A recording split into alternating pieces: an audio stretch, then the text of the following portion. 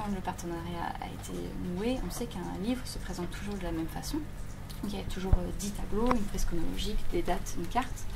Et donc, la première étape pour réaliser un ouvrage, c'est créer le chemin de fer. Le chemin de fer, voilà, on va décider page après page de ce qu'on va mettre à l'intérieur du livre. Notre auteur, qui a écrit l'ouvrage, nous fait une proposition pour le tableau 1, de quoi on va parler, tableau 2, ainsi qu'une proposition de 4 portraits, 4 personnages qu'il va y avoir, 6 lieux, etc.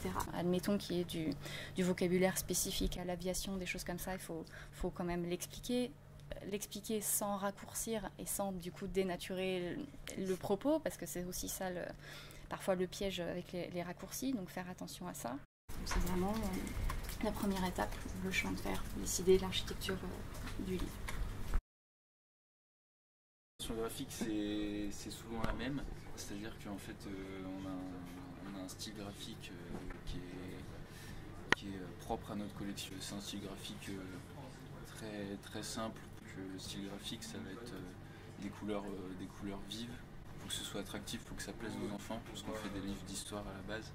Donc là, en l'occurrence, sur René d'Armes, par exemple, si vous voyez cette illustration, on va essayer de mettre le détail sur la croix. Du coup, après, moi, je redonne tous ces crayonnés aux autres illustrateurs qui sont derrière, qui bossent avec nous, et donc après, on se redispatche les illustrations. Donc ensuite, ça, c'est la réalisation des illustrations. Donc on bosse à plusieurs dessus, on est en général 3 ou 4, ça dépend. Il faut essayer de rendre toutes les illustrations cohérentes entre elles. Ce qui est difficile, c'est que vu qu'on est plusieurs illustrateurs et qu'on a un seul style graphique, c'est que tout le monde arrive à avoir le même style. Le but, c'est que les lecteurs s'en rendent pas forcément compte, quoi. Alors en fait, quand les textes et les illustrations sont finalisés, moi je vais m'occuper de tout ce qui va être intégration. Après, pour cette gamme de produits-là, il y a des maquettes qui sont déjà préétablies, le chemin de fer ne change pas. Quand je parle de chemin de fer, je parle des pages qui vont se suivre. Et je vais avoir un petit travail de maquette sur tout ce qui va être chrono, les jeux, etc. Donc cet ouvrage sur René d'Armes, on l'a fait à peu près un mois et demi.